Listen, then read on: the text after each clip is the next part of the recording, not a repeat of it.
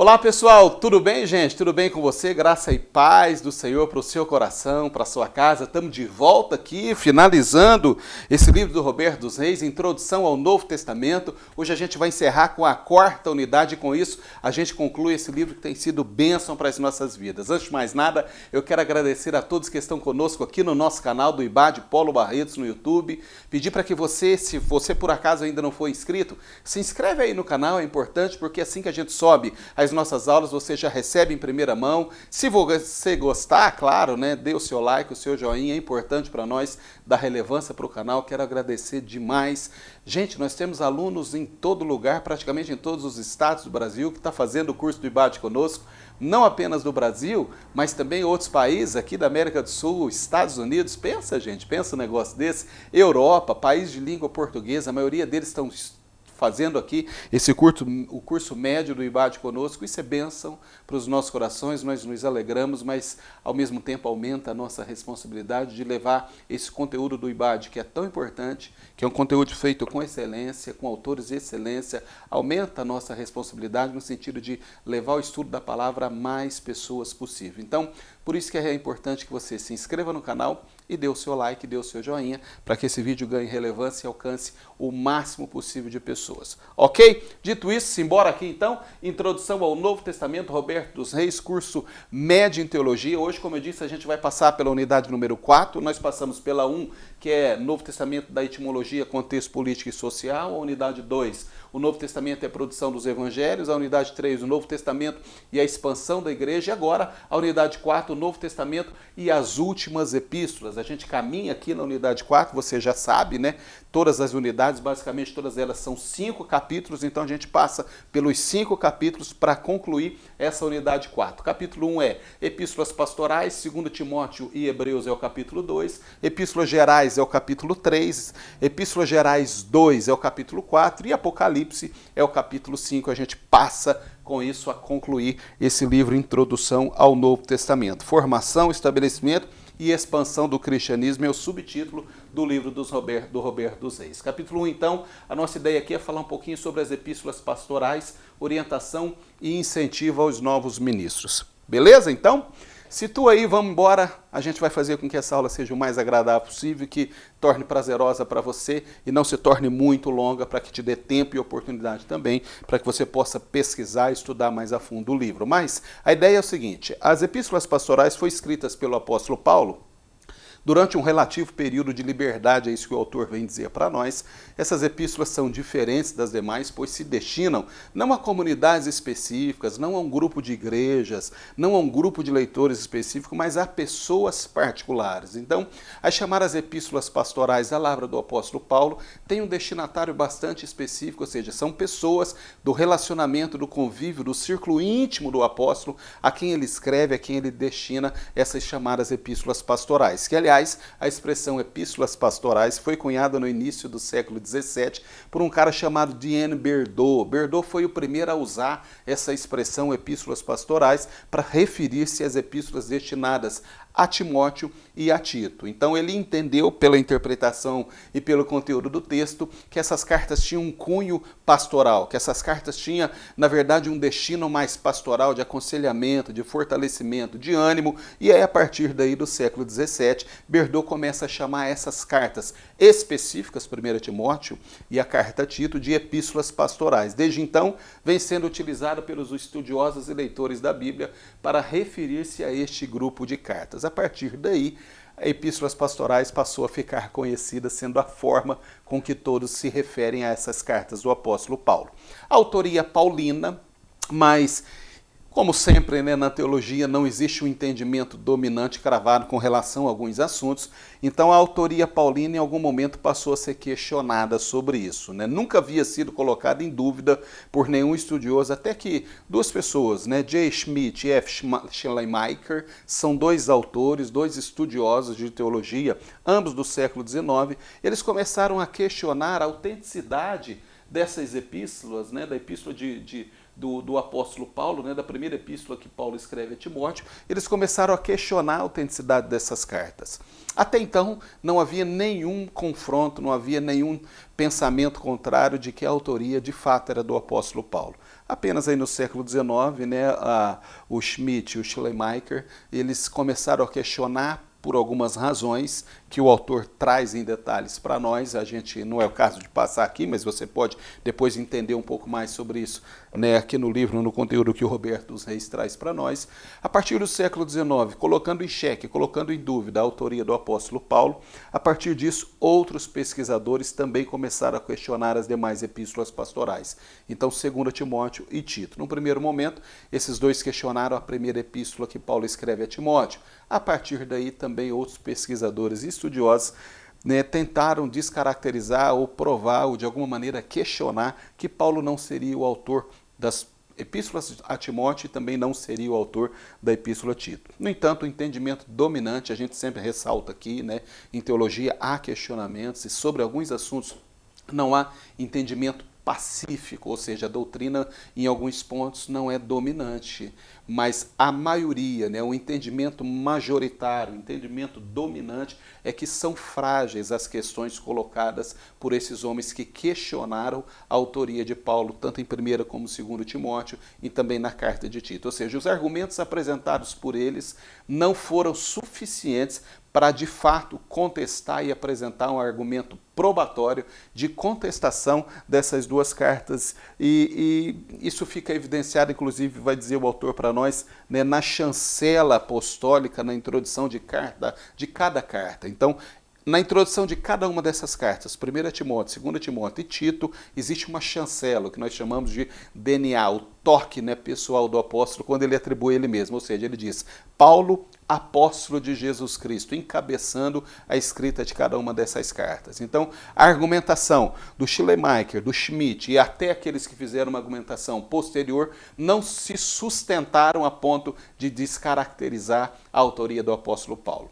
Então, a autoria do apóstolo Paulo, ela é dominante de entendimento. Um ou outro destoa, mas o importante para nós é o entendimento dominante, já que não tem argumento suficiente, a gente fica com o entendimento majoritário. A primeira epístola a Timóteo, nós vamos falar um pouquinho dela agora, né? Essa primeira epístola que Paulo escreve a Timóteo. Antes eu queria pensar um pouquinho, e eu trouxe uma introdução rápida aqui sobre quem seria, né, esse homem, esse jovem chamado Timóteo, um pouco da história de Timóteo, né? Paulo conheceu Timóteo na cidade de Listra, em uma das suas viagens missionárias, e ele levou Timóteo com ele, né? A partir do momento em que o apóstolo conhece esse jovem Timóteo, a quem muitas pessoas davam testemunhos sobre Timóteo, embora fosse muito jovem, mas na verdade é que ele era reconhecidamente um homem sério, íntegro, servo de Deus, temente ao Senhor. E no contato que ele teve com o apóstolo, a partir do primeiro encontro, vai dizer para nós, os grandes historiadores, inclusive aqui o Roberto dos Reis, de que o apóstolo Paulo já leva com ele, né, no intuito de trazer formação pastoral, formação ministerial, ou seja, ele identificou em Timóteo um potencial para que este pudesse ser, como de fato foi, né, um grande homem de Deus, um apóstolo e um pastor zeloso, principalmente da igreja de Éfeso. Então, Paulo conhece Timóteo lá em Listra e ele leva com ele. Ele era tido por todos como um jovem temente a Deus e de bom testemunho. Ele era filho de pai grego e de mãe judia convertida a Cristo. Então, a formação de Timóteo era interessante porque o pai era grego, mas a mãe era judia e esta havia se convertido ao Senhor. Então, Timóteo aprende, né, desta mãe judia e da sua avó. A mãe chamava-se Eunice e a avó chamava Lóide. Em algum momento, Paulo escreve sobre isso, né, diz aquilo que aprendestes da sua mãe e da sua avó Lóide. Então, Timóteo entra em contato com as Escrituras e entra em contato com a revelação de Jesus através da sua mãe Eunice e através da sua avó Lóide. Por isso que Timóteo, mesmo sendo jovem, já era um jovem de caráter cristão bem formado por conta da formação que ele recebe da sua mãe e da sua avó. Paulo tinha por Timóteo um sentimento paternal, considerando o seu filho na fé e no ministério pastoral.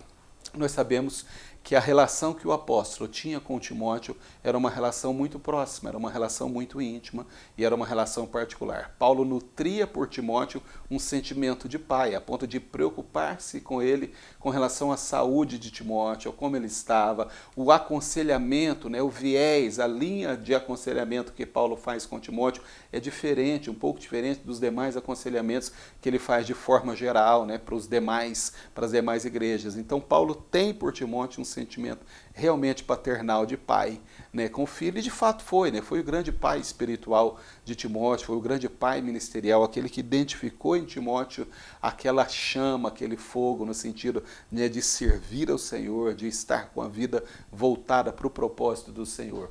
A epístola que Paulo escreve, né, a primeira das epístolas pastorais, foi endereçada a Timóteo. Né? O autor vai dizer para nós: jovem discípulo de Paulo, designado pelo apóstolo para permanecer em Éfeso, com a incumbência de zelar pelo crescimento espiritual da igreja naquela cidade, especialmente no que concerne à refutação das falsas doutrinas, além de trabalhar pela organização da comunidade cristã ali estabelecida. Então Paulo escreve a Timóteo, dando a ele recomendações, preparo, conselho e argumentação para que ele pudesse zelar e desempenhar pelo seu papel como pastor daquela importante igreja que era a igreja de Éfeso, uma igreja em formação, de uma cidade muito importante, Timóteo muito jovem, certamente tendo que lidar com situações difíceis pela sua pouca formação, talvez, pela sua pouca experiência. Então o apóstolo não abandona Timóteo. Ele escreve a Timóteo dando conselhos importantíssimos no sentido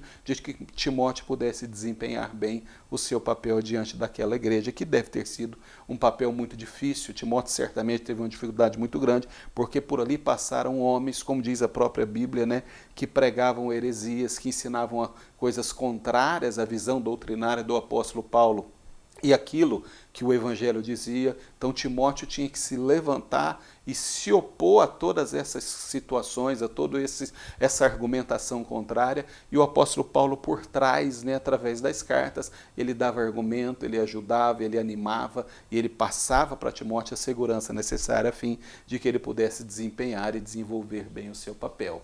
O contexto e propósito, né, da primeira epístola que Paulo escreve a Timóteo, é que surge esta primeira carta, é levar ao jovem pastor daquela igreja orientação e argumento diante do enorme desafio que surgia em seu horizonte. Então, como eu disse aqui, a proposta, né, e o contexto em que se desenrolou a escrita da primeira carta que Paulo escreve a Timóteo é levar a esse jovem discípulo, né, a levar a Timóteo, né, orientação e argumento diante do enorme desafio que se apresentava para ele logo ali na frente, né? Ou seja, a igreja de Éfeso não era uma igreja fácil, era uma igreja cheia de problemas, né? Com pessoas que apresentavam diferentes tipos de problemas e argumentações.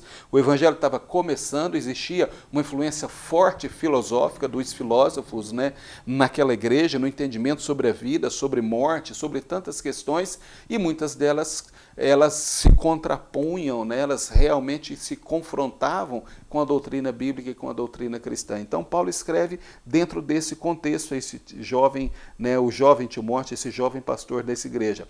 Tem como propósito colocar fim à ação de falsos mestres. Paulo ordena uma série de conselhos práticos a Timóteo, visando a organização da igreja e a preservação da sã doutrina. Então esse é o conteúdo, basicamente, da primeira epístola, da primeira carta que o apóstolo escreve a Timóteo.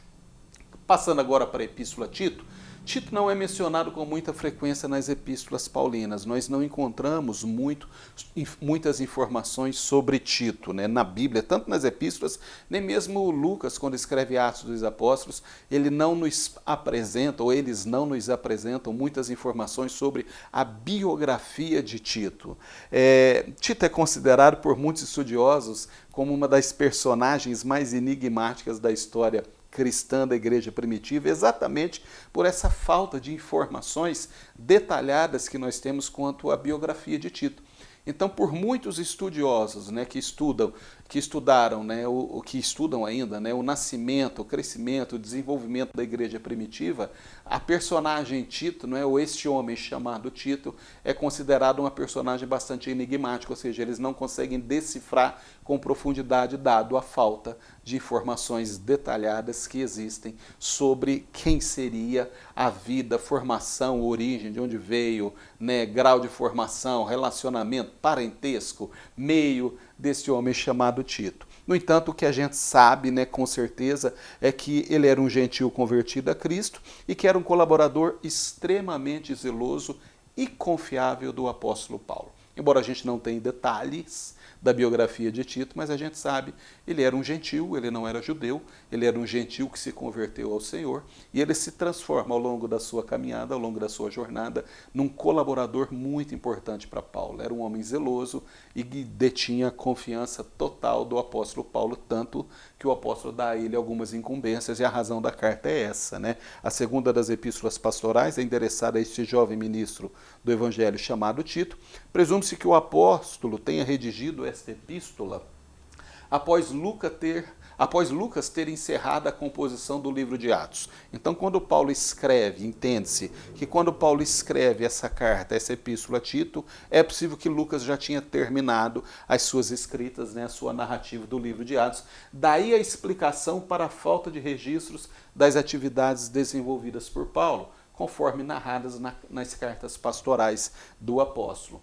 O contexto e propósito, né, que essa carta a Tito vai trazer para nós, Paulo, antes de partir de Creta, ilha localizada no sul do Mar Egeu, deixa Tito com a incumbência de, conforme Tito capítulo 1 e versículo 5, o texto diz expressamente, Tito com a incumbência de pôr em ordem o que ainda faltava fazer e para nomear em cada cidade os presbíteros da igreja. Então, Paulo, antes de partir para Creta, ele responsabiliza Tito, por isso que nós entendemos que Tito era um homem da confiança absoluta do apóstolo, porque ele deixa para ele essa missão extremamente importante, ou seja, eram duas missões dentro de uma só.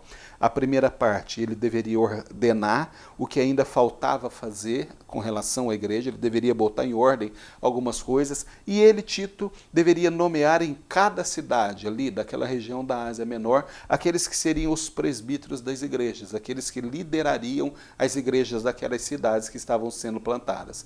Então Tito representava para Paulo a longa manos, o braço estendido de Paulo, ou seja, aquele que na ausência do apóstolo falava por ele. E ele tinha inclusive a autoridade de instituir presbíteros em cada uma dessas igrejas. Certamente só um homem com muita intimidade, com muita confiança do apóstolo Paulo poderia exercer esse papel. Tem como propósito, além disso, encorajá-lo na tarefa que foi confiada a ele e, por fim, solicitar para que ambos pudessem se encontrar ainda mais uma vez na cidade de Nicópolis. O apóstolo, ao escrever a carta a Tito, ele expressa, né, esse sentimento de tudo aquilo que Tito deveria fazer, né, no sentido de organizar a vida da igreja, de organizar aquelas igrejas que estavam sendo plantadas, instituir presbíteros, liderança em cada uma delas. E aí o apóstolo expressa um sentimento dele, né? Eu ainda quero te ver mais uma vez, Tito. E eles combinam, eles marcam o encontro na cidade de Nicópolis. Esse é o contexto e o propósito dessa carta. A gente vai para o capítulo 2 agora, 2 Timóteo e Hebreus. E a gente fala um pouco, né, com relação ao título do autor, da Epístola Híbrida à Incógnita do Novo Testamento. Mas nós vamos parar um segundinho, aliás, pelo menos 10 segundinhos, para que você possa tomar uma aguinha. Eu vou tomar uma água aqui também, e eu volto com vocês já já. E nesse segundo momento a gente fala sobre o capítulo 2 e sobre o capítulo 3. Até já!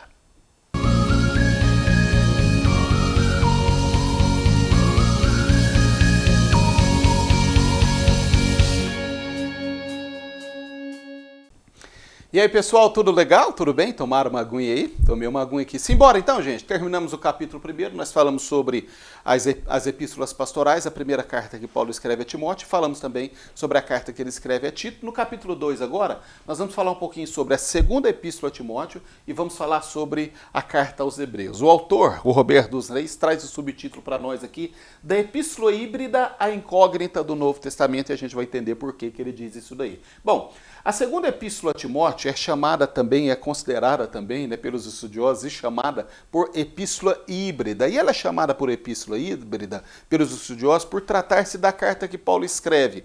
Ela tem um cunho pastoral, ou seja, ela leva a informação e leva o conteúdo para um viés pastoral. O apóstolo Paulo escrevendo para Timóteo, né, o seu filho na fé, tanto a primeira como a segunda, traz recomendações pastorais, mas ele escreve essa carta de uma prisão provavelmente uma prisão romana, né, o que faz constar na lista das chamadas epístolas do cárcere, como nós já estudamos na unidade anterior. Né? O autor Roberto dos Reis traz para nós a informação no livro, segundo o entendimento dele, segundo o entendimento da maioria dos estudiosos, que essa carta, a segunda epístola a Timóteo, ela foi escrita no cárcere, então ela tem uma conotação pastoral, mas também ela se encaixa naquela condição de chamada epístola do cárcere. Por isso que ela é chamada de epístola híbrida. Ela está tanto na lista das pastorais, como ela também está na lista das chamadas epístolas híbridas. Paulo decide enviar ao jovem ministro Timóteo orientações pastorais para o exercício do seu ministério, e ele faz isso de uma prisão, provavelmente de uma prisão romana. O contexto em que o apóstolo escreve isso, diferente da última vez em que fora conduzido a Roma, né, ele ficou preso numa prisão domiciliar. Quando Paulo tinha sido anteriormente preso em Roma, a prisão dele foi uma prisão em casa, uma prisão domiciliar, e lá ele recebia amigos, lá ele recebia pessoas que queriam ver o apóstolo, ele prega, inclusive, para toda a guarda pretoriana. Então, Paulo tinha uma relativa liberdade, embora ele não podia ir e vir, exercer o direito dele de ir e vir, mas ele podia receber lá na casa quem ele quisesse receber. Essa foi a tônica, esse foi assim que se sucedeu a prisão anterior do apóstolo Paulo. Aqui, quando ele escreve essa segunda carta a Timóteo, já não era mais assim. Paulo estava, segundo o autor, ele estava trancado, ele estava preso numa prisão romana, né, capital do Império Romano, e ele aguardava o julgamento do imperador, ou seja, aguardando para ser julgado pelo imperador.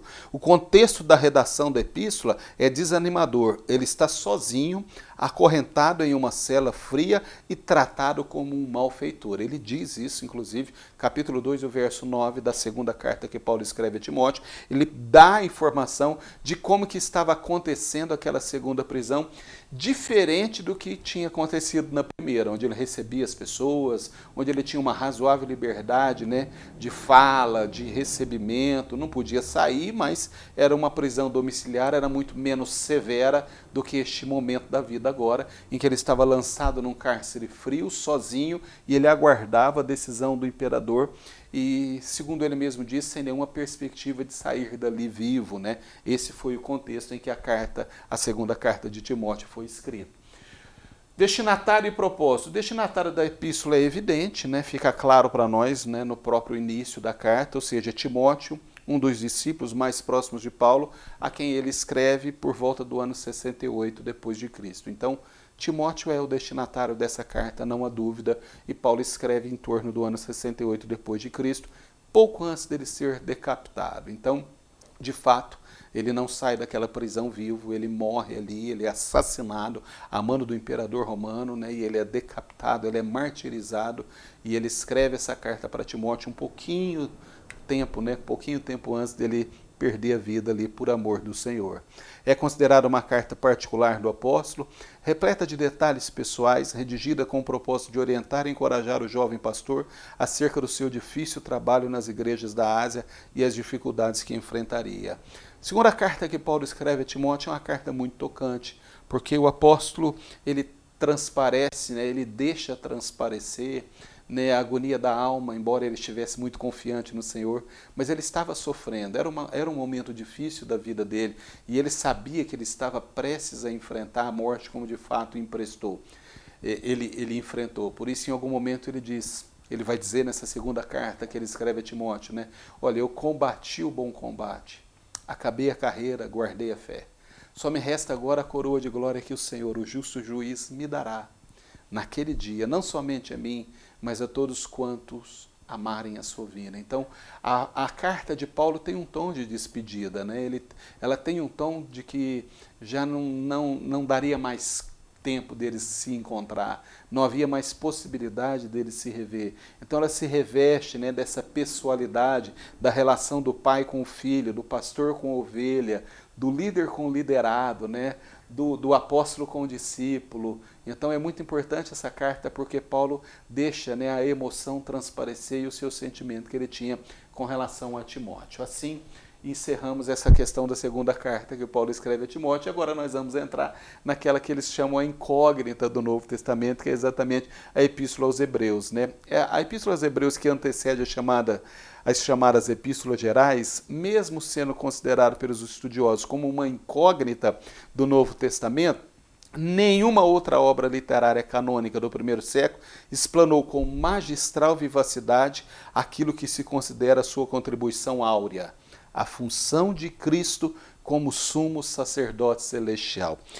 No entendimento do autor, do Roberto dos Reis, né, essas palavras são dele, ele vai dizer que, embora a carta aos Hebreus seja uma incógnita, no sentido de não sabermos a autoria, a gente vai falar sobre isso aqui agora quando a gente falar de autoria, mas nenhuma das cartas, nenhuma das obras do Novo Testamento explanou assim com tanta clareza, né, e com tanta profundidade aquilo que a carta se propõe, ou seja, que a carta aos Hebreus se propõe, que é a sua contribuição principal, ou seja, nos revelar, nos trazer a entendimento e jogar luz sobre a função de Cristo como sumo sacerdote celestial, aquele que intercede por nós diante de Deus. Então a carta aos Hebreus tem essa característica, a carta aos Hebreus tem essa particularidade de trazer para nós as informações e a convicção necessária deste papel exercido pelo Senhor, pelo nosso Senhor Jesus, que é ser sumo sacerdote, aquele que intercede por todos diante de Deus o Pai. A autoria, a primeira das perguntas que se faz em relação a um texto, a uma obra literária, seja ele de que natureza for, né? A primeira pergunta que a gente faz quando a gente vai ler um livro, ou quando a gente vai ler um material de qualquer natureza que seja, de qualquer área de conhecimento, né, de qualquer área do ramo do conhecimento, da filosofia, né, da sociologia, da teologia, da psicologia, a primeira pergunta que se faz, né, é acerca da sua autoria, ou seja, quem é o autor? Né? Quem é o autor dessa obra que nós estamos lendo? E o Roberto dos Reis vai dizer para nós, no caso da Epístola aos Hebreus, a sua autoria é incerta, né? Não só ele, né? Os estudiosos vão dizer para nós que não há como a gente definir quem de fato é o autor da carta aos Hebreus, não há como a gente definir a sua autoria. Existem algumas teorias, né? E as principais teorias acerca da sua autoria, alguns apontam para Paulo, outras apontam para Barnabé, outras apontam para Apolo e algumas, inclusive, apontam para o próprio Lucas, né, diante talvez de uma certa semelhança da escrita de Lucas, né, que era médico, era um homem erudito, escrevia num grego clássico, né, numa linguagem um pouco mais sofisticada. Então, alguns atribuem ao próprio Lucas, mas pode ter sido Paulo, Barnabé, Apolo, ou nenhum desses. A verdade é que nós não sabemos quem é. Por isso que quando a gente vai se referir ao texto sagrado e a gente vai fazer a leitura do texto aos Hebreus, a gente diz o escritor aos Hebreus, ou o autor da carta aos Hebreus, e a gente não declina a autoria, porque de fato nós não sabemos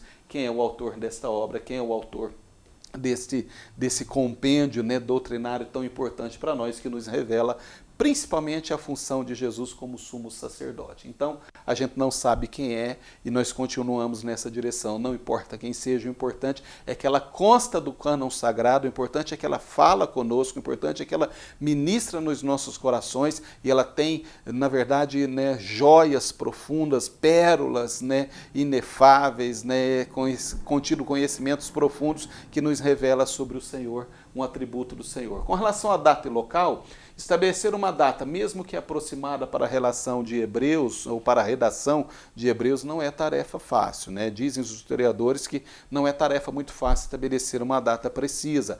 Acredita-se que teria sido escrita em algum momento antes do ano 64 depois de Cristo, período que antecedeu a grande perseguição aos cristãos por Nero e a queda de Jerusalém. Então, é possível que a carta aos Hebreus tenha acontecido em algum momento, acredita-se, antes do ano 64, que foi um período, que foi o ano em que Nero, né, que antecede a grande perseguição dos cristãos por Nero, e depois, entre esse período de 64 e depois de 70, porque combina aí ou acontece com a queda, né, de Jerusalém. Quanto ao local, possivelmente em alguma parte da Itália, conforme referência encontrada no texto, capítulo 13, verso 24. Então, não há local definido, mas em algum lugar da Itália é possível que tenha sido escrito essa carta aos Hebreus. A gente vai entrar já no capítulo 3, e falar um pouquinho sobre agora as epístolas gerais, né? Epístolas gerais 1 e depois no capítulo 4, 5 a gente fala sobre epístolas gerais 2 e termina com Apocalipse. As epístolas gerais se constituem um dos mais importantes capítulos no estudo do Novo Testamento.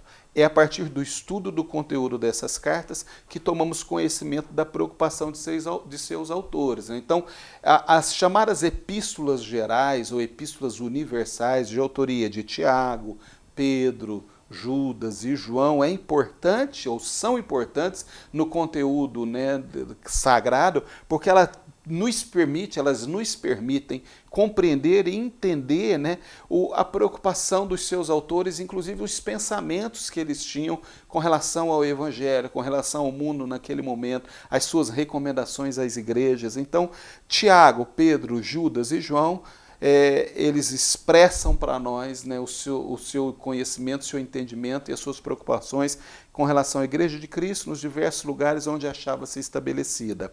Assim, 7 das 21 epístolas do Novo Testamento pertencem à categoria conhecida por epístolas gerais. São 21 epístolas, das 21, 7 são chamadas epístolas gerais. O termo epístolas gerais ou católicas, que é uma transliteração do grego katolikos ou católicos, é uma transliteração do grego que significa geral ou universal, é utilizado para se referir ao grupo formado por 7 epístolas. Tiago, 1ª e 2ª Pedro, Judas, 1ª, 2ª e 3ª de João. Usado pela primeira vez por Eusébio de Cesareia, esse homem que viveu entre 263 e 340 depois de Cristo, foi o primeiro, Eusébio de Cesareia foi o primeiro a usar essa expressão epístolas universais ou epístolas gerais. Esse termo indica que as obras incluídas neste grupo não foram endereçadas a pessoas particulares, como foi o caso das epístolas pastorais, ou a um grupo determinado, mas a todas as igrejas cristãs.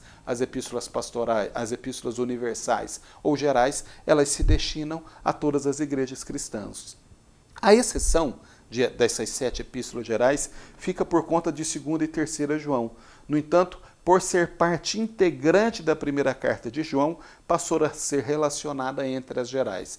Quando João escreve, né, 1ª, 2ª e 3ª, ele escreve, né, numa sequência. A primeira delas, ela é universal, ela não tem destinatário específico, embora ele decline na 2ª e na 3ª carta, o apóstolo decline os seus destinatários, mas elas mesmo assim passaram a compor e fazem parte do grupo chamado Epístolas Gerais. Vamos falar um pouquinho da epístola de Tiago. A primeira das epístolas gerais, Tiago, é considerada a mais prática das epístolas do Novo Testamento, abordando aspectos relevantes da vida cristã, fala sobre fé, provações, cuidado com o que se fala e a prática do verdadeiro cristianismo, que é guardar-se incontaminado do mundo e cuidar dos órfãos e das viúvas, conforme o texto de Tiago 1,27. Então, a carta, a epístola a Tiago, ela é uma epístola muito prática, muito realista e muito atual, e às vezes nos assusta um pouco a maneira como Tiago escreve, porque ele trata, né, das coisas e das questões muito inerentes ao ser humano, né? Quando ele fala o peso da língua, né, a importância da gente refrear a nossa língua, quando ele fala da vida que é fugaz, né, a vida é como uma neblina, um vapor que aparece por um momento e logo se desvanece e vai embora. Ele fala dessa fulgaridade, desse caráter passageiro que tem a vida. Então, Tiago, ela é considerada uma das epístolas, uma das cartas mais práticas, né, que a gente deve ver e aplicar. Ele fala das obras, inclusive, e aí isso gerou uma questão, em algum momento gerou uma questão, quando eles estavam definindo o cânon sagrado, porque ele fala que a fé sem obras é morte, e ele faz uma valorização das obras ali, mas depois entendeu-se o que ele estava querendo dizer, o espírito em que o apóstolo diz aquilo, ou seja, não adianta a gente professar a fé se os nossos frutos, se os nossos atos não andarem de acordo com a fé que nós dizemos professar. Então, assim é a epístola de Tiago. A autoria indica 4 pessoas.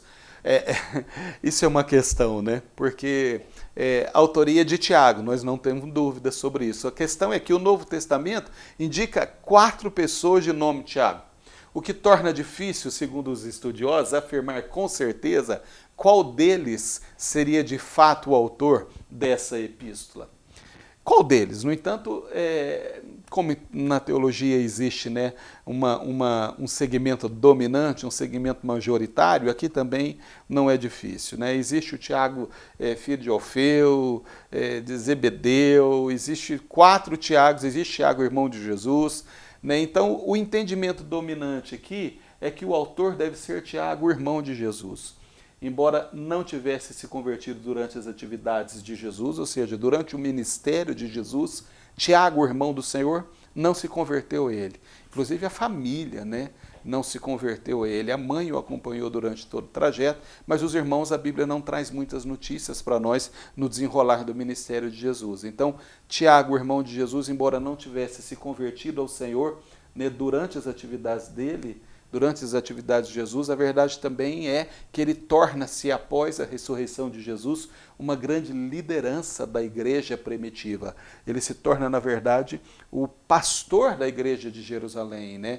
Uma grande autoridade na igreja primitiva foi Tiago, irmão de Jesus. Então, acredita-se que a carta universal seja de Tiago, o irmão de Jesus. Então, por isso nós não chamamos de o apóstolo Tiago, porque na verdade ele não foi, ele veio, ele foi inserido depois, ele se converteu depois, e aí sim teve uma grande contribuição, e foi inclusive, né, um dos mortos, foi martirizado naquela leva, né, dos que foram martirizados na igreja primitiva. Mas acredita-se que seja, portanto, Tiago, embora não seja possível cravar com certeza.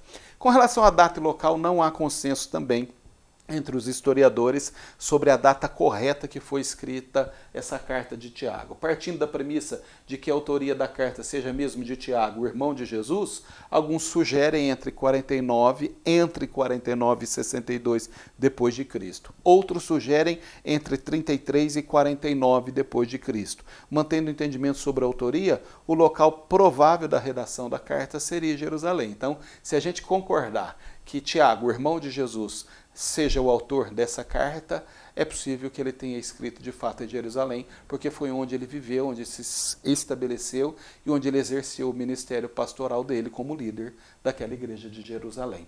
Falando um pouquinho agora sobre as epístolas de Pedro, né? As epístolas de 1 e 2 Pedro são as únicas do Novo Testamento escritas por este apóstolo. As únicas cartas escritas por Pedro.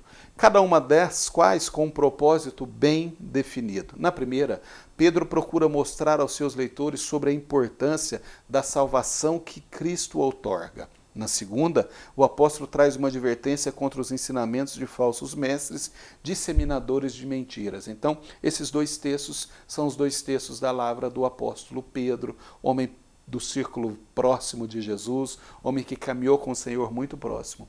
A autoria dessas duas cartas, o autor identifica-se como Pedro, apóstolo de Jesus Cristo, na primeira carta, capítulo 1, versículo 1, e na segunda carta ele identifica-se como Simão Pedro, servo e apóstolo de Jesus Cristo, 2 Pedro, capítulo 1, versículo 1. Então, não há dúvida, né? Não existe dúvida com relação à perfeita identidade do autor, é isso que o Roberto dos Reis vai dizer para nós. Ele mesmo se identifica e, portanto, não há dúvida. No entanto, verifica-se uma diferença do estilo literário entre as cartas. E aqui pega um pouquinho, gente. Porque mesmo sendo Pedro e ele assumindo a autoria dessas duas cartas, tanto na primeira quanto na segunda, ele declina, né, cabalmente Pedro, apóstolo e servo de Jesus, depois ele se identifica como Simão Pedro, servo e apóstolo de Jesus, há uma diferença de escrita, de entonação, de vocabulário, da forma de se escrever nas duas cartas. E isso gerou uma discussão, como tudo, né? Isso gerou uma discussão, um questionamento, como poderia ser ele o autor, se há uma diferença tão perceptível com relação à escrita, né? A maneira, né, com que se adotou a escrita ali.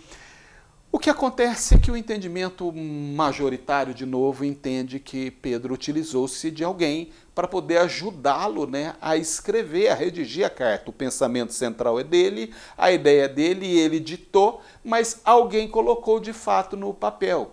E esse alguém pode ter sido, alguns acreditam, que pode ter sido inclusive Silvano ou Silas, né, a mesma pessoa, já que ele conseguiu organizar melhor as ideias. A gente não pode perder de vista que Pedro era um pescador, era um homem indouto, era um homem rude, de palavra, né, coloquial, ele não tinha certamente uma organização de ideia para poder escrever e redigir a carta como de fato foi escrita. No entanto, toda a autoria de pensamento intelectual é do apóstolo Pedro.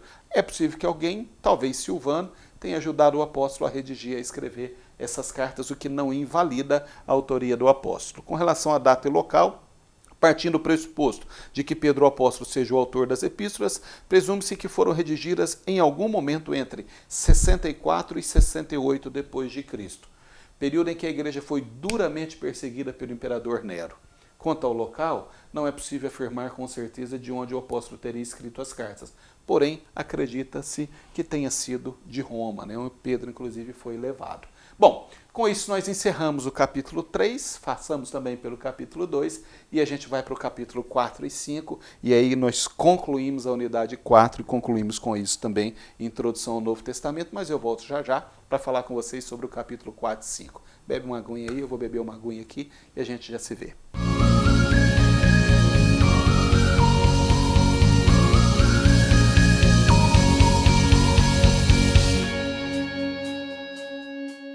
E aí, pessoal, tudo bem, gente? Tudo jóia? Tomaram uma aguinha aí? Vamos embora seguindo aqui, nós vamos entrar agora no capítulo 4, Epístolas Gerais 2. Nós terminamos o capítulo 3, falamos sobre a Epístolas Gerais 1, a primeira parte, não é? Falamos sobre a Epístola de Tiago, primeira, segunda de Pedro, e agora, né? Nós vamos seguir aqui no capítulo 4, Epístolas Gerais 3, primeira, segunda e terceira de João. Simbora então. As epístolas joaninas, como são chamadas as obras escritas pelo apóstolo João, possuem uma unidade clássica. Cristo e a sua obra redentora é o centro da sua discussão. Ou seja, o tema central, o que norteia a escrita do apóstolo João é com relação a Cristo e a sua obra no Calvário. É isso que vai nortear tudo aquilo que sai da lavra do apóstolo João. Os escritos de João são os únicos em todo o Novo Testamento que englobam 3 gêneros literários distintos dentro da literatura canônica. É interessante a gente pensar que o apóstolo João, né, o homem que esteve ao lado de Jesus, foi do círculo íntimo de Jesus, caminhou com o Senhor, né, chamado o discípulo amado, né, ele mesmo diz o discípulo amado. Ele escreve, a contribuição dele para o Novo Testamento vai em 3 vertentes, ou seja, ele escreve sobre 3 distintos temas literários que passou a constar no cânon sagrado. Ele escreve sobre o tema histórico, Evangelho segundo escreveu João, então essa literatura ou essa obra entra na classificação dos históricos. Quando ele escreve as suas cartas, ele entra na questão ou no aspecto da epistolar, ou seja, ele escreve cartas, portanto, na divisão do Novo Testamento ele se enquadra na questão epistolar, e quando ele escreve o Apocalipse, ele entra no conceito, no entendimento, ou na divisão dos livros chamados revelação, já que Apocalipse significa exatamente isso, revelação. Então, João traz uma grande e vasta contribuição para o Novo Testamento, foi sem dúvida um dos maiores escritores, daqueles que mais contribuiu, certamente depois de Paulo. Eu não sei se dá para a gente fazer essa comparação, porque os estilos são diferentes, já que ele escreve histórico, revelação e epistolar, mas certamente um dos grandes autores do Novo Testamento. Segundo Tonini e Bentzi, de 1992, a literatura joanina traz a ideia central de que Deus faz as coisas em razão da sua natureza, e Cristo é a suprema revelação de Deus. Esses 2 homens, esses 2 estudiosos, Tonini e Bentz, eles dizem exatamente isso, né? Que as obras da lavra de João, a literatura joanina, traz a ideia central de que Deus faz as coisas em razão da sua natureza e Cristo é a suprema revelação de Deus. Caindo agora para as epístolas de forma mais clara, né? Nós vamos falar sobre a primeira, segunda e terceira epístola de João, depois nós vamos falar sobre a epístola de Judas e aí nós encerramos a questão das epístolas gerais. A autoria e destinatária das epístolas de João. Muito embora o autor em nenhum momento tenha feito menção direta de sua autoria, a maioria dos estudiosos do Novo Testamento concordam que as epístolas joaninas compartilham de uma autoria comum com o Evangelho segundo João, ou seja, é o mesmo autor. Tanto quem escreve segundo João quanto quem escreve as 3 epístolas atribuídas a João é de fato o mesmo autor. Quanto aos destinatários, no caso da primeira epístola, como não há uma indicação clara, supõe-se que seria todos os cristãos que habitavam a região da Ásia Menor. Então, quando ele escreve a sua primeira carta, ele não indica quem seria o destinatário, então acredita-se que seria todos os cristãos, né, que habitavam ou que estavam naquele momento na Ásia Menor. Essa é a primeira carta. Com relação às outras, a segunda e a terceira carta, não, né? Já a segunda e a terceira epístola possui uma rápida referência aos destinatários. No caso da segunda, há uma determinada igreja da Ásia, a quem ele chama de Senhora Eleita, e aos seus filhos. Então, é uma igreja específica que nós não sabemos qual é, mas certamente é uma das igrejas da Ásia e a quem ele trata de Senhora Eleita, se referindo à igreja, e aos seus filhos, né, aqueles que compõem aquela igreja, o corpo daquela igreja naquele lugar. Na terceira, no caso da terceira epístola, né, terceira epístola, João vai dizer para nós, logo no primeiro capítulo, né, e o verso, logo no 1:1, né, João vai dizer para nós, ao amado Gaio, ou seja, então ele coloca um destinatário específico e ele vai escrever para Gaio, esse seria o destinatário da sua terceira epístola. O objetivo das epístolas de João, né, a gente vai entender agora que com relação à primeira, a segunda e a terceira, há um objetivo um pouco distinto, não é o mesmo, né? São objetivos que se assemelham, mas na verdade têm algumas particularidades. Na primeira epístola de João, gira em torno das orientações do apóstolo para reforçar a segurança cristã, coibindo qualquer ideia contrária às verdades do Evangelho. Teria sido escrita provavelmente entre 85 e 95 depois de Cristo. Isso é com relação à primeira epístola. Na segunda, João adverte a igreja acerca da ação dos falsos mestres e suas heresias fundamentadas nas ideias do gnosticismo nascente, ou seja, estava começando esse movimento, né, o gnosticismo a entrar a porta dentro das igrejas. Então, ele escreve para aquela que ele chama de Senhora Eleita, ele escreve advertindo sobre os cuidados que deveriam ter contra esse novo vento que estava soprando, né, esse vento filosófico que estava soprando igreja dentro. Então ele vai informar, ele vai trazer informações, ele vai trazer conteúdo e ele vai trazer orientações para que a igreja pudesse resistir. Na terceira carta, por sua vez, João não está preocupado diretamente com os falsos mestres ou com os falsos ensinadores, e sim resolver uma questão referente ao abuso da autoridade de um de seus obreiros. Ou seja, a terceira carta que ele escreve para Gaio é muito específica, né? Dentre os assuntos que João trata, e ele gasta mais tempo, ele traz mais ênfase, né, a essa questão, um dos seus obreiros, chamado Diótrefes, no entendimento de João e nas informações que ele recebeu, que ele tinha recebido das pessoas que passaram por aquela igreja, que narraram, que relataram ao apóstolo, chegou ao conhecimento dele, de que esse Diótrefes, que era líder daquela igreja, ele tratava as pessoas com um certo abuso de autoridade, ele não recebia as pessoas, ele não acolhia as pessoas que passavam por lá, ele não permitia que as pessoas frequentassem a reunião com ele, sob a liderança dele. Então, João escreve a Gaio no sentido de que ele, Gaio, pudesse acolher os irmãos que não foram recebidos por Diótrefes. Então ele vai lá no sentido de que Gaio pudesse levar uma palavra, uma mensagem de João. Há uma informação, inclusive, de que João havia já mandado algumas recomendações, João já tinha feito, inclusive, alguns pedidos e recomendações a Diótrefes que ele tinha, né, ele não tinha considerado, né? Ele não tinha atendido, ele não tinha ouvido. E aí, dessa vez, o apóstolo escreve para Gaio e diz, vai lá, confronta Diótrefes, aquelas pessoas que não foram recebidas por ele, acolhe você, recebe essas pessoas. Então, essa é a preocupação do apóstolo, e a gente vê isso dos versos 5 ao verso 11, né, dessa carta, da terceira carta do apóstolo João. É sobre isso que se trata. Falando um pouco das epístolas, ou da epístola de Judas agora, né, contando, a epístola de Judas é uma das menorzinhas do Novo Testamento, conta apenas com 25 versículos. Essa é uma das menores obras do Novo Testamento, e também uma das menos lidas. É interessante a gente pensar sobre isso, porque eu não sei se é com relação ao preconceito do nome do autor, talvez a gente pense Judas, né? Será que foi aquele Judas que traiu Jesus, que deixou essa carta escrita? Eu não vou ler essa carta não, né, Juninho? eu não vou ler essa carta não tem nada para ler sobre o que aquele cara escreveu não. Não, gente, não se trata de Judas, aquele que traiu Jesus, aquele não deixou nada escrito. Essa carta de Judas, que tem apenas 25 versículos, né, os estudiosos reputam como sendo uma das menos lidas do Novo Testamento, ela teve a sua canocidade, né, para constar no cânon sagrado. Diz aqui para nós o autor que em algum momento foi até questionada, né, por conta de alguns versículos como 9, 14 e o 15, mas esse questionamento foi superado, e aí quando chegou o momento de montar o cânon sagrado, a Bíblia que nós conhecemos e na disposição que nós temos hoje, esse desentendimento foi superado e de fato ela passou a constar como sendo um livro de plena inspiração do Espírito Santo, e é por isso que nós temos hoje a Carta de Judas no cânon sagrado, uma ferramenta poderosa e valiosa para a edificação da igreja, do corpo de Cristo. Com relação à autoria e destinatário, agora sim, a autoria da epístola não é nenhum mistério, até porque o autor diz Judas, servo de Jesus Cristo e irmão de Tiago. Então ele se identifica, sou servo de Jesus e sou irmão de Tiago. A autoria da carta de Judas. Ele faz isso no versículo 1. A questão é, qual dos Tiagos? Já que nós falamos agora há pouco que nós tivemos 4 Tiagos no Novo Testamento, não é? Mas, de novo, o entendimento dominante, a doutrina majoritária, os estudiosos de modo geral, acredita-se que seja Tiago, o pastor da igreja de Jerusalém.